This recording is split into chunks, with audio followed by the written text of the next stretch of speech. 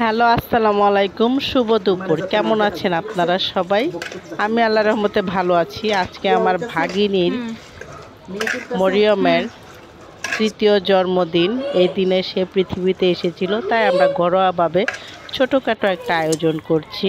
আয়োজনে থাকছে গরুর গোশত দিয়ে বিরিয়ানি, সাথে সালাদ, কোল্ড ড্রিঙ্কস, পায়েস, মিষ্টি, ফান্টা, আরও তো আছে একটা জিনিস, স্পেশাল জিনিস, যেটা ছাড়া বাচ্চাদের নাকি জন্মদিনেই হয় না।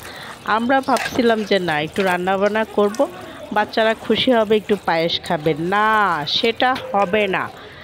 আগে কেক আনো, কেক না আনলে আবার কিসের জন্মদিন? লাগে রান্নাবান্না করার দরকার নাই, তারপরও কেক আনো, কেক আনো, কেক কাটো। কোনো ফাংশন হলে আমার আর কি সর্বনাশ, কারণ রান্না বাড়ার ভারটা পুরাটাই থাকে আমার উপরে। আমি এখানে 10 কেজি গরুর গোশত দিয়ে 6 কেজি চাল দিয়ে একটা বিরিয়ানি করে ফেলেছি। আবার পায়েস করেছি, মনে করেন যে 5 কেজি দুধ দিয়েছি এখানে।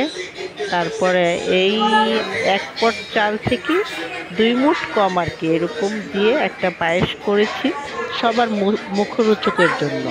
কারণ ঝাল খেয়েই আবার সবাই একটু মিষ্টান্ন খোঁজে, মিষ্টান্ন ছাড়া আবার চলে না। এই রান্নাও করেছি, আবার একটু একটু করে ভিডিওও করেছি, কারণ যে রাঁধে সে চুলোও বাঁধে। আমি সারাদিন কাজও করছি, আবার ভিডিও বানাচ্ছি, আবার বাচ্চাদের সাথে আনন্দও করছি। মানে সব দিক দিয়ে তাল দিয়ে চলাটাই হচ্ছে আমার কাজ।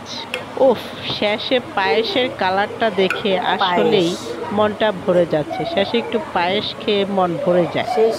বেশি বেশি করে অন্যের ভিডিও দেখবেন, অবশ্যই গঠনমূলক কমেন্ট করবেন।